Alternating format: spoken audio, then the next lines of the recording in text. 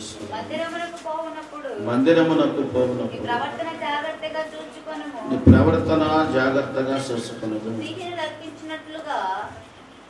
భక్తిహీనులు అర్పించినట్లుగా బుద్ధిహీనులు అర్పించినట్లుగా బలి అర్పించుట కంటే సమీపించి ఆలకించుట శ్రేష్టం.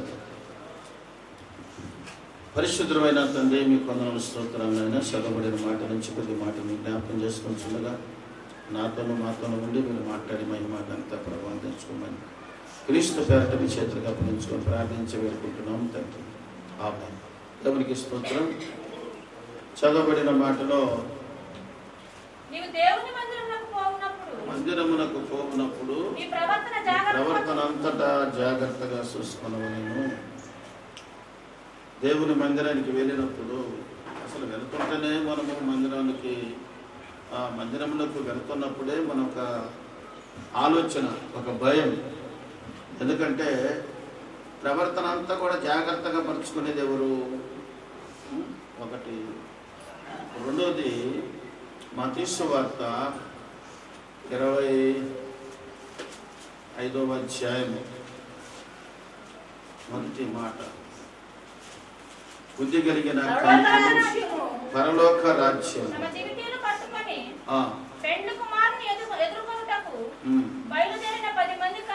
10 మంది కన్యకలను పోలి ఉన్నది. వీరిలో 5 బుద్ధి లేని వారు, 5 బుద్ధి గలవారు. తమ దివిటీలు పట్టుకొని నూనె తీసుకొని పోలేదు. బుద్ధి గలవారు సరే. మూడవ మాట పురుషుల్లో చదవండి. ఒకళ్ళు లోకాసు వార్త 5వ అధ్యాయము మొదటి మాట. పురుషుల్లో ఒకరు చదవండి. జనసమూహము దేవుని వాక్యం వినుచు ఆయన మీద పడుచుండగా ఆయన సరస్సు తీరమున నిలిచి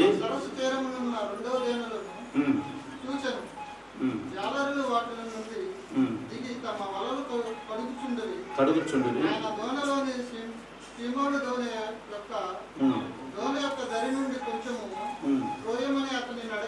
అడిగి కూర్చుండి ధోనిలో నుండి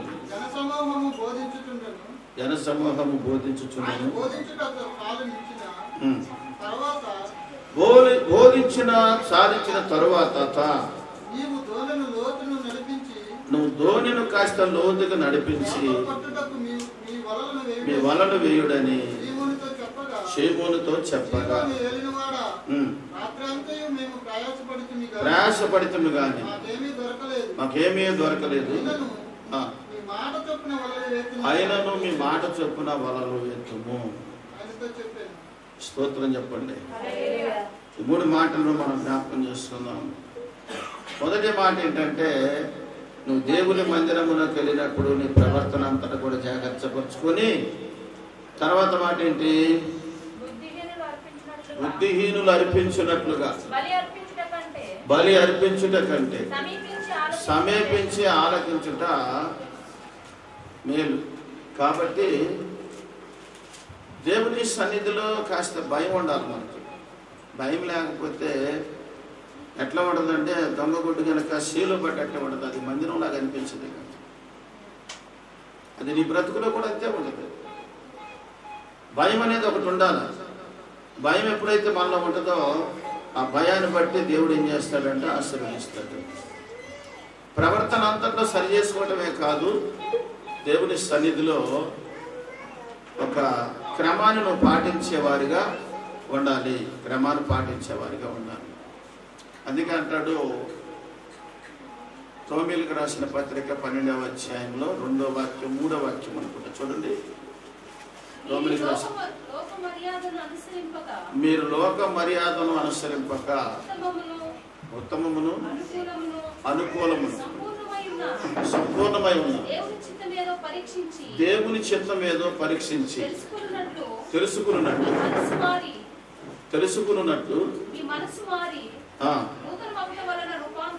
రూపాంతరము పొందుతారు. స్తోత్రం చెప్పండి. మందిరంలోకి రావటం వల్ల నీకు ఏం జరగాలి అంటే మనస్సు మారాలా, రూపాంతరం పొందాలా అండి. ఇప్పుడు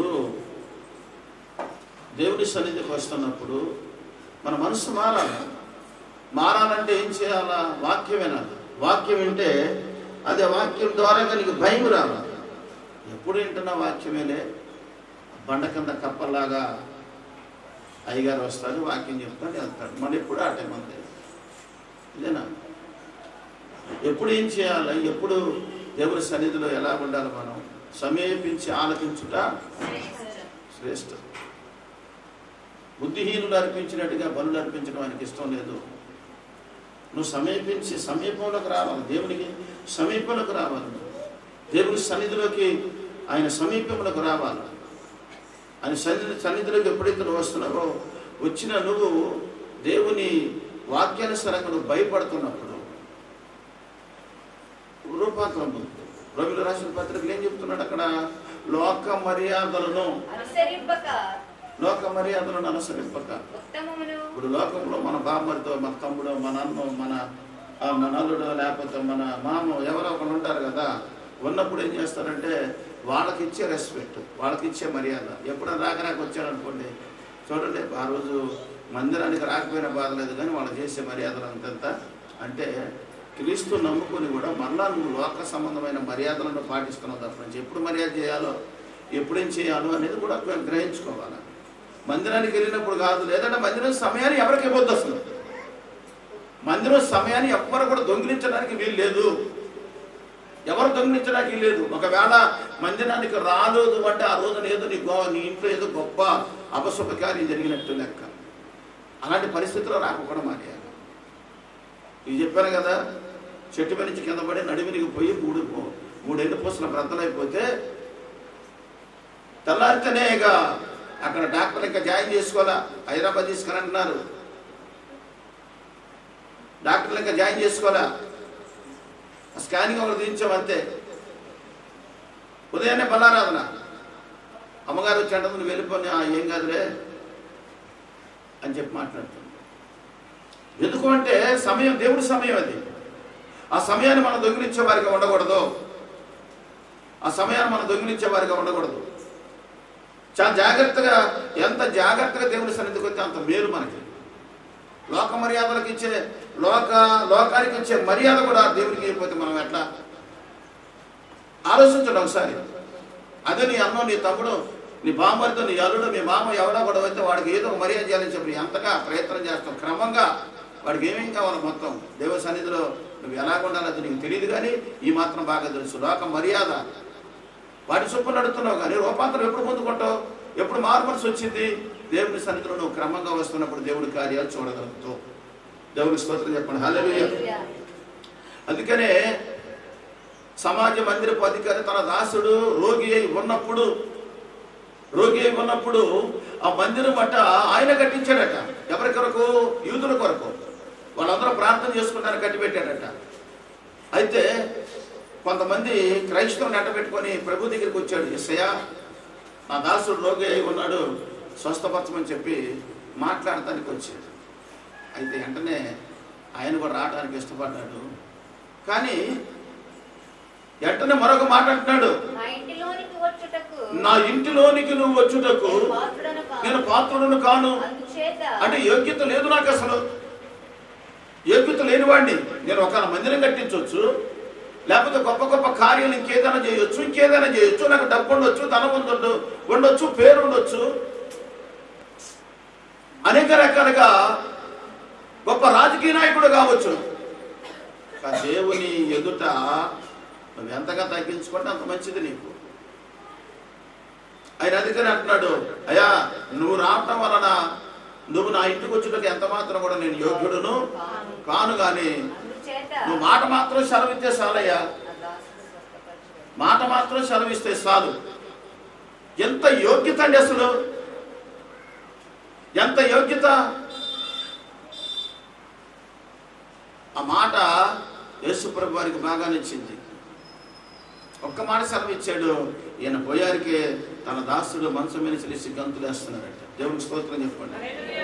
మాట్లాడాలండి. ఈరోజు ఇవాళ మీ సేవకుడు బ్రతుకున్నాడంటే దేవుని మాట ఉంటాయి. ఆ ఒక్క మాట వలన నేను బ్రతుకున్నాను. మందిరానికి వచ్చి మన ప్రవర్తన సరిగ్గా లేకపోతే దానివల్ల ఎంత మాత్రం కూడా మనకు ప్రయోజనము లేదు. ఎందుకు వస్తున్న పోతున్న రామసలకాలంటే దానివల్ల ప్రయోజనం ఏంటి చెప్పండి? ఎప్పుడు పాటలు పాడాలో, ఎప్పుడు తయారీ పాటించాలో, ఎప్పుడు దాని క్రమశిక్షణ ఎంతవరకు ఏం మేలు పొందుకుంటాం చెప్పండి? దేవుడికి ఎలా మాటిస్తాడు? అసలు ఎలా మాటిస్తాడు నీకు? అసలు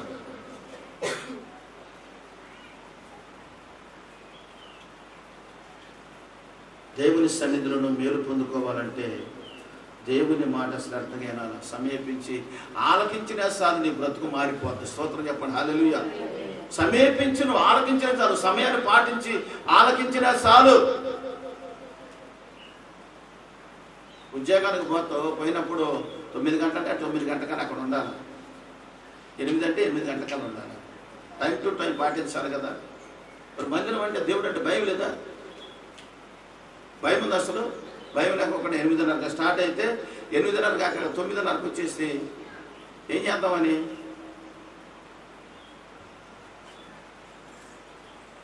అంటే నేను అయ్యగారి కోపం చేసింది. మీకంటే కోపం నాకు ఎక్కువ లేవు. లోపల వాళ్ళు కూలిపోతుంటారు, మీరు నేను బయటకు ఎక్కేస్తుంటాను. దేవుని స్తోత్రం. లోపల పొగడు పెట్టిపోతుంది మీ కోపాలు. నా దట్టం ఉండదు, ఎప్పుడప్పుడు కడిగేసుకుంటారు. కోపంతో చెప్పువాడు ఎప్పుడైనా సరే బాగుపడటానికి చెబుతాడు. ప్రేమతో ముద్దు పెట్టుకున్నవాడు అప్పగించేవాడు. ఎవరికి? అపవాది. అపవాది కాదు, అప్పగించేవాడు. బుద్ధి కనుక మొదటి మాట ఏంటంటే దేవుని మందిరానికి వచ్చినప్పుడు నువ్వు సమీపించి ఆలకించినా చాలు. అది శ్రేష్టం, నీకు శ్రేష్టకరంగా ఉంటుంది, దీవెనకరంగా ఉంటుంది, ఆశీర్వాదకరంగా ఉంటుంది. దేవునికి స్తోత్రం చెప్పండి. హల్లెలూయా. అందుకంటే ముందు నువ్వు యోగ్యత కలిగి ఉండాలా. యోగ్యత ఎలా వచ్చింది? నువ్వు దేవుని మందిరానికి వస్తే నీ ప్రవర్తన అంతా సరి చేసుకొని నువ్వు భయపడుతూ దేవుని మాట వింటే, మాట ప్రకారం నడిస్తే నువ్వు యోగ్యత కలిగి ఉన్నట్టు. అప్పుడు సేవకుడు ఒక్క మాట ప్రార్థన చేసిన అది నీకు ఆశీర్వాదకరంగా నీ పిల్ల తరంలో దీవెనగా మార్చబడింది. ఏమండి? అతిశ్వంత 10వ తరగతిలో అదే అంటాడు. 12 మంది శిష్యులలో సువార్త పంపిస్తున్నప్పుడు మీరు ఏ ఇంటికి వెళ్తారు అక్కడ శుభమని చెప్పండి. ఎవరు మీరు చేర్చుకుంటారో అక్కడ శుభమని చెప్పండి. వాళ్ళు ఆ ఇల్లు యోగ్యమైనదైతే నీ సమాధానము దాని మీదకి వచ్చను. అయోగ్యమైనదైతే తిరిగి వచ్చేసింది. ఏమండి? మరి అలాంటప్పుడు ఎందుకు మందిరానికి వచ్చి ప్రయోజనం ఏంటి చెప్పండి? సమయం పాటించుకోకుండా, ప్రవర్తన సరి చేసుకోకపోకుండా, ఏ టైంలో పాట పాడాలో తెలియదు, ఏ టైంలో స్టార్ట్ చేయాలో తెలియదు. ఒక బాధ్యత అప్పగించినప్పుడు ఆ బాధ్యతను ఎలా ఉండాలా? సంఘానికి అందరికీ బాధ్యత. ఏంటి బాధ్యత? నువ్వు ఎక్కడికి వస్తున్నావు? సింహాసనం వచ్చి వెళ్ళిపోతున్నావా? సింహదూతానికి వస్తున్నావు నువ్వు? నీకు ఒక బాధ్యత ఉండాలా. మందిరానికి వస్తున్నా, నా దేవుడు నన్ను దీవించాలా, దేవుని మాటను నేను వినాలా, ఈరోజు ప్రభు నాతో ఏం మాట్లాడతాడో అని ఒక ఉద్దేశం కలిగి నువ్వు రావాలా. అండి, సంక్రాంతి వచ్చిందని చూడండి, కోడి పందాల వాళ్ళు ఎంత కరెక్ట్గా వెళ్తారు, టైం ప్రకారంగా వెళ్తారు పందాలకి. అవునే? అవునా కదా? వెళ్తారా? వెళ్తారు. దసరా వచ్చిందని చూడండి, ప్యాకెట్ రాయిలు ఎంత కరెక్ట్గా ప్యాకెట్ ఆడటానికి వెళ్తారు. వాళ్ళు ఏ టైంలో వెళ్ళాలని తెలుసు. పోలీసు వాళ్ళు తప్పించుకొని ఆడటానికి అలా వెళ్తున్న టైం మీకు తెలియట్లేదు.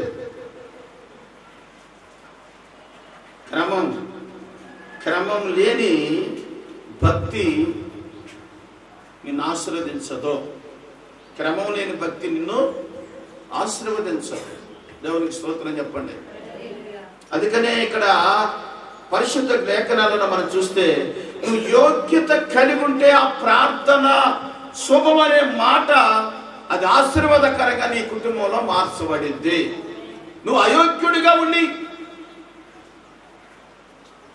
పనికిమాలిన పనులు చేసుకుంటా మందిరానికి వస్తే ప్రయోజనం ఏంటి?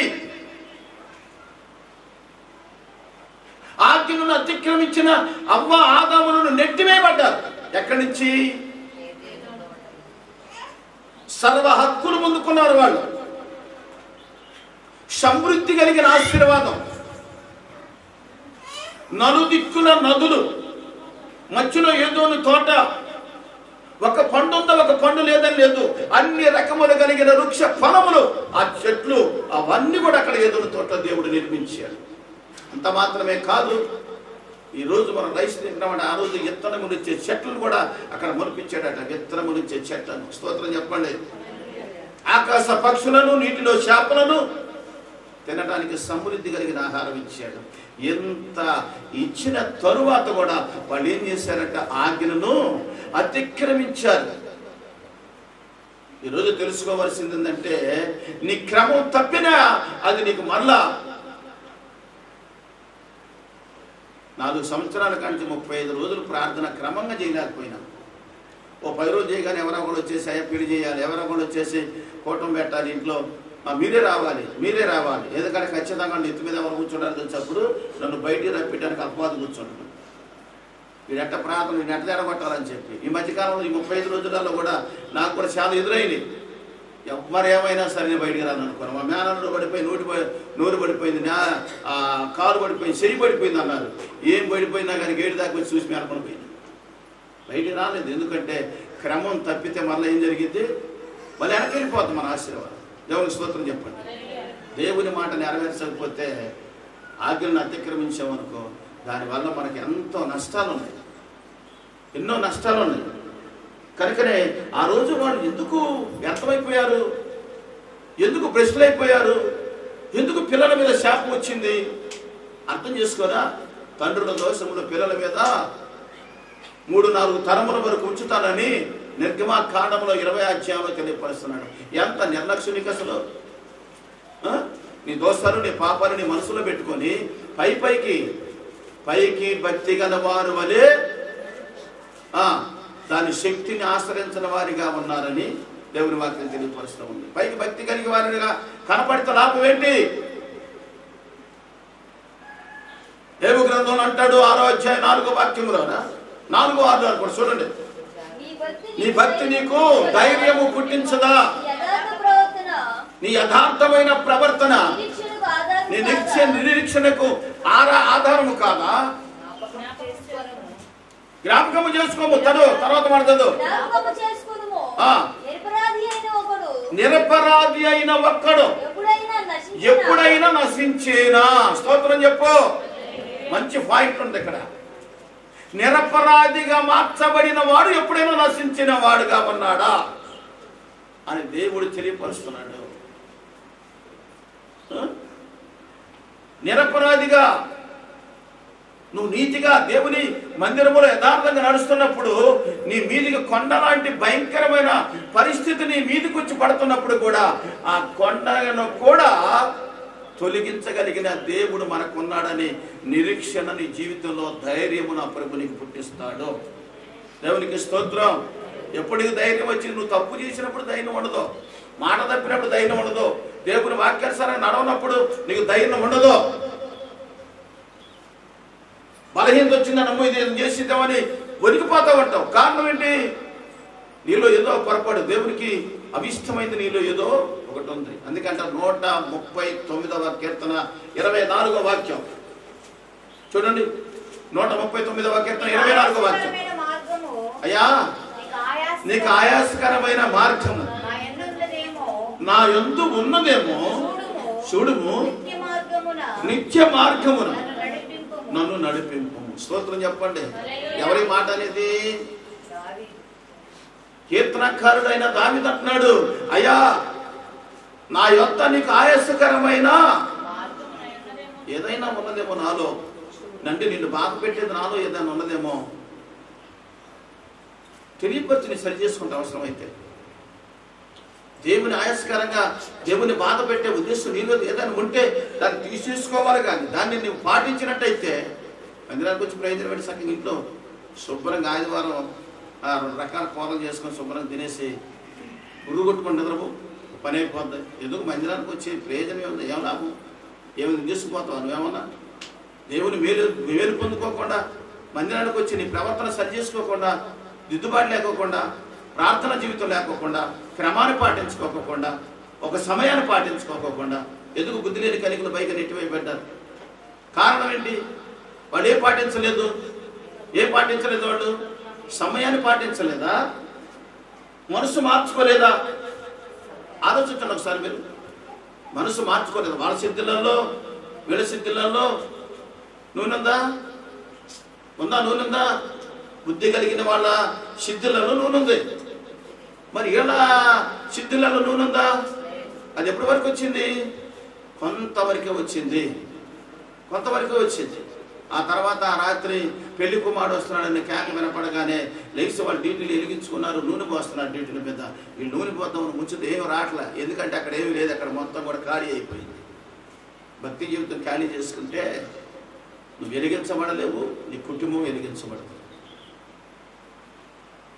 రహస్యవార్తలు అంటారు, ఆయన లోకానికి వెలుగై ఉన్నాడు కనుక మీరును వెలిగించబడాలి. చీకటి దాన్ని ఏం చేయట్లేదట,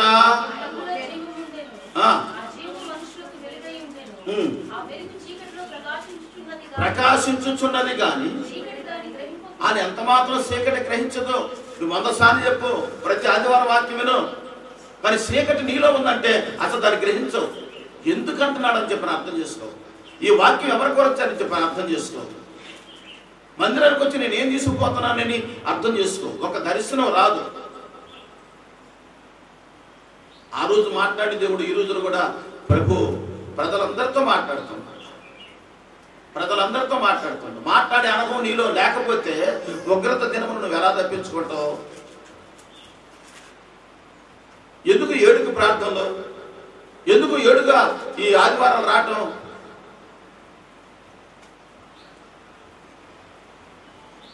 పన్నెండు మందిని పంపించాడు మోసే. ఎక్కడికైతే కానాను దేశానికి 12 మందిని ఏగు చూడటానికి పంపించాడు. 12 గోత్రాల నుంచి ఒక్కొక్కరిని వెన్నుకొని, యోధులను వెన్నుకొని 12 మందిని పంపించాడండి. 12 మంది పోయి 10 మంది చూసిందంటే తెలుసా? భక్తిహీనుడు చూసిందంటే తెలుసా? వాళ్ళ కనపడది, వాళ్ళలో ఉన్న వాళ్ళ ఆకారం, వాళ్ళ హైట్, వాళ్ళ పర్సనాలిటీ అండి. మనసును చూసి భయపడ్డారు. అయ్యి బాబాయ్, ఆ దేశంలో వాళ్ళు చాలా బలవంతులండి, చాలా హైట్ ఉంటారండి. ఆ దేశంలో నివసించే జనులు బలవంతులు, ప్రాకారము గలవి.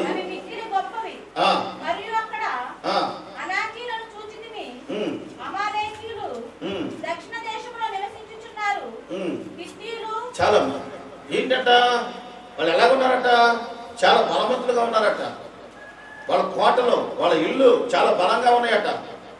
వీళ్ళు ఏం చూశారంటే, వీళ్ళు ఆత్మీయ నేత్రాలతో చూడలేదు, భక్తి కలిగిన నేత్రాలతో చూసినట్టయితే అవన్నీ వాళ్ళకి శూన్యంగా కనపడాయి. ఎందుకంటే మనం ఆరాధిస్తున్న దేవుని ఎదుట ఏది బలము కలిగినది కాదు, ప్రతి ఒక్కటి కూడా మోకరించవలసిన సమయం రాబోతుంది. దేవునికి స్తోత్రం. ఆయన ఎదుట ఏది బలం కలదని చెప్పి నువ్వు నమ్ముతున్నావు. నమ్మిన వాళ్ళు ఎవరిల్లు? 10 మంది బుద్ధిహీనులు. ఆయన ఎదుట ఏది బలం కలదని చెప్పి, ఎంత హైట్ అయితే ఉంటుందండి. దావీదు ఎంత ఉన్నాడు? గొలియాతు ఎంత ఉన్నాడు? 6 మూల జానుడు ఎత్తు కలిగిన గొలియాతు.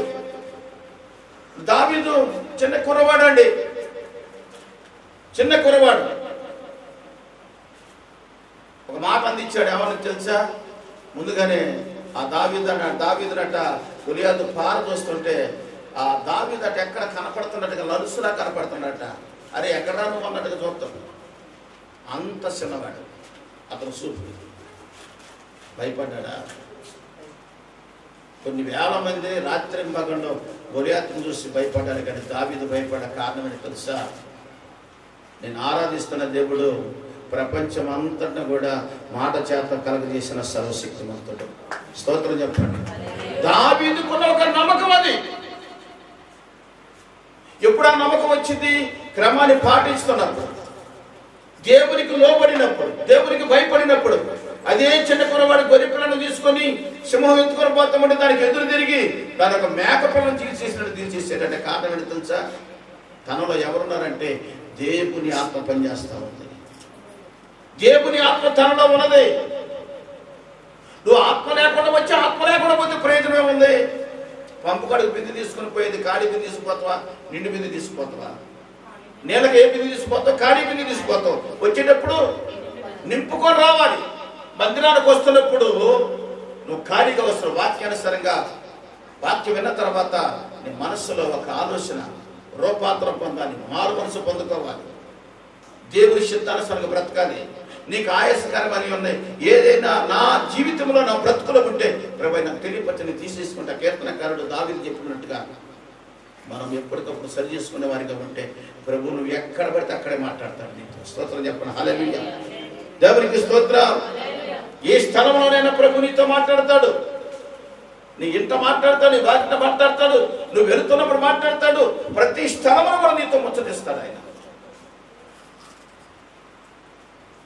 దేవుని సన్నిధికి వచ్చినప్పుడు చాలా జాగ్రత్తగా మన ప్రవర్తన చూసుకున్నప్పుడు దేవునికి నువ్వు లోబడుతున్నవాడు అని ఆయన గుర్తిస్తాడు. అబ్రహాము అన్నాడు, నీవు ఒక్క కుమారుణ్ణి నాకు ఎన తిరగలేదు గనుక నీవు దేవునికి భయపడువాడు అని. ఎక్కడ? ఆదికాండము. నువ్వు దేవునికి భయపడువాడు అని. దేవునికి భయపడేవాడికి బ్రతకడానికి ఇష్టపడు. మనుషులు కాదు, మనుషుల ఎదుట కాదు. దేవునికి భయపడు. దేవునికి భయపడితే ఆ దేవుడి నీ పక్షాన గొప్ప కార్యాలు చేస్తాడు, గొప్ప కార్యాలు చేస్తాడు. ఒక్క మాట సెలవిచ్చాడు. ఎవరో అయ్యా నా దాసుడు రోగి ఉన్నాడయ్యా. ఒక్క మాట సెలవిచ్చాడు. అవునాడు, అయ్యా నువ్వు రావటానికి నేను ఎంత మాత్రం యోగ్యుడినో కాను. ఒక్క మాట సెలవిస్తే చాలయ్యా.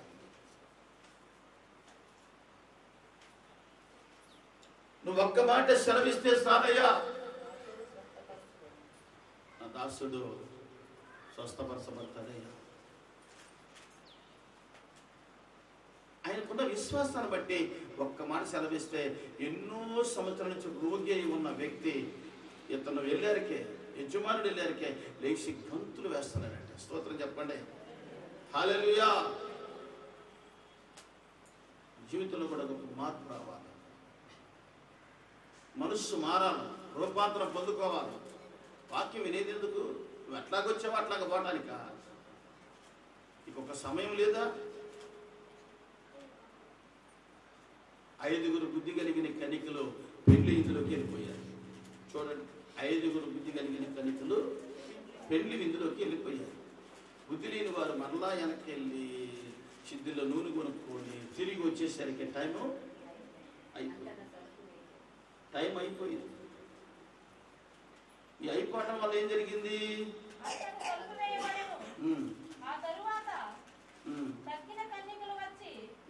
అయ్యా అయ్యా నాకు తలుపు తీయమని అడుగగా అతడు నీతో నిశ్చయముగా చెప్పుచున్నాను. ఏమైపోయిందంట అక్కడ? తలుపు వేయబడదు. నేను కాబట్టి నువ్వు ఎప్పుడు వస్తే అప్పుడు కాబట్టి సరిపోయింది. మరి దేవుడి దగ్గర అట్లా జరిగిద్దా? ఎక్కడ లేని క్రమం అక్కడ వచ్చిద్దా? మొక్కప్పుడు వంగంద మానప్పుడు వంగిద్దా? ఇప్పుడు లేని బుద్ధి మరొకసారి నీకు వచ్చిద్దా?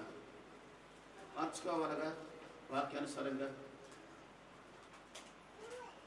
వాక్యానుసారంగా నేను బ్రతుకుని మార్చుకోవాలి కదా. మార్చుకోకుండా ఆయన ఒక్క మాట సెలవిస్తే చాలు ప్రభు అని దీనుడుగా నలిగిపోయి బ్రతకాలి ఆయన పాదాల దగ్గర. అప్పుడు నీ కుటుంబము దేవుని సన్నిధిలో ప్రబలమైంది. అదే దావీదు మహారాజు అంటాడు, 2 సమూయేలు గ్రంథము 7వ అధ్యాయము 18వ వాక్యం చూడండి. వృద్ధాప్యం వచ్చేసి లోపల ప్రవేశించి కూర్చుండి ఎలాగున మనవి చేసి ఆ ప్రభువా నేనెంతటి వాడను, నా కుటుంబం ఏర్పడింది. నీ కుటుంబం దీవించబడాలి అంటే నీ కుటుంబం ఆశీర్వాదకరంగా ఉండాలంటే, నీ కుటుంబం దేవుని చేతిలో ప్రబలెల్లాలంటే నువ్వెంత దేవుని సన్నిధిలో నమ్మకస్తులు. అదే దావీదు మహారాజు 139వ అధ్యాయం 24వ వాక్యం ఏమన్నాడు? అయ్యా, నీకు ఆయాసకరమైంది నాలో ఏమైనా ఉంటే, నీకు ఆయాసకరమైంది నాలో ఇంకేమైనా ఉందా, నీకు అవిష్టమైంది, నిన్ను బాధ పెట్టేది, నీకు వేదన కలిగింది నా జీవితంలో ఏదైనా ఉందా, అది నాకు ఇష్టమైనా సరే, అది అంతా నాకు చాలా ప్రేమ కలిగిందనే చీల్చి వేసుకుంటానయ్యా. దావీదు అంటున్నాడు. ఏ మార్గం నడిపించమని అంటున్నాడు? నీతి మార్గము. నీకు ఆయాసకరంగా నాలో ఉంటే, అందుకనే అంతగా దీవించబడ్డాడు దావీదు. దావీదు కుటుంబం అంతగా దీవించబడ్డది. సౌలు కుటుంబం అంతకంతగా ఏమైపోయిందట? పడిపోయింది. దావీదు అంతకంతగా ప్రబలుడుగా మార్చబడ్డాడు. కుటుంబం దీవించబడ్డది. అందుకే ఇప్పుడు చేస్తున్నాడు ప్రార్థన. వృద్ధాప్యం ముందు కూడా దేవుని సన్నిధికి వెళ్ళి చేస్తున్న ప్రార్థన. ఏంటా ప్రార్థన?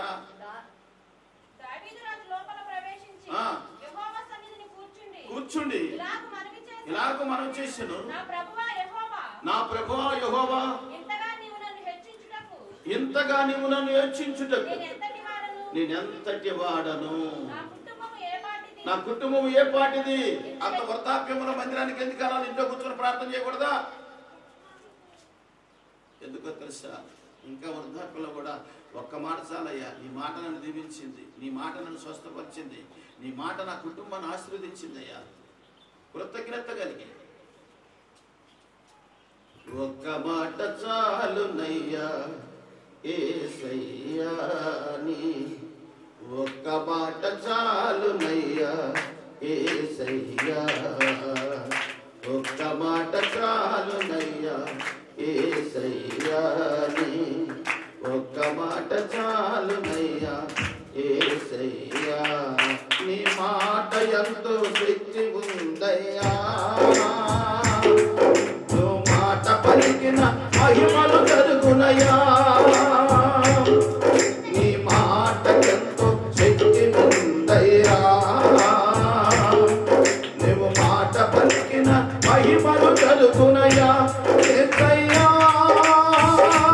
యేసయ్యా యేసయ్యా యేసయ్యా యేసయ్యా యేసయ్యా యేసయ్యా యేసయ్యా, ఒక్క మాట చాలునయ్యా యేసయ్యా, ఒక్క మాట చాలునయ్యా యేసయ్యా, ఒక్క మాట చాలునయ్యా యేసయ్యా, ఒక్క మాట యేసయ్యా, ఒక్క మాటతో లాజరును లేపావు, ఒక్క మాటతో దాసుని స్వస్థతపరిచావు, ఒక్క మాటతో లాజరును లేపావు, ఒక్క మాటతో దాసుని స్వస్థతపరిచావు, ఒక్క మాటతో దయ్యములను తరిమేశావు, ఒక్క మాటతో దయ్యములను తరిమేశావు, ఒక్క మాటతో సౌలుగా మార్చావు, ఒక్క మాటతో సౌలుగా మార్చావు, నీ మాట ఎంతో శక్తి ఉందయ్యా, మాట పలికిన మహిమలు చదువునయ్యా, నీ మాట ఎంతో శక్తి ఉందయ్యా, మాట పలికిన మహిమలు చదువునయ్యా. యేసయ్యా యేసయ్యా యేసయ్యా యేసయ్యా యేసయ్యా యేసయ్యా యేసయ్యా, ఒక్క మాట చాలునయ్యా యేసయ్యా, ఒక్క మాట చాలునయ్యా యేసయ్యా,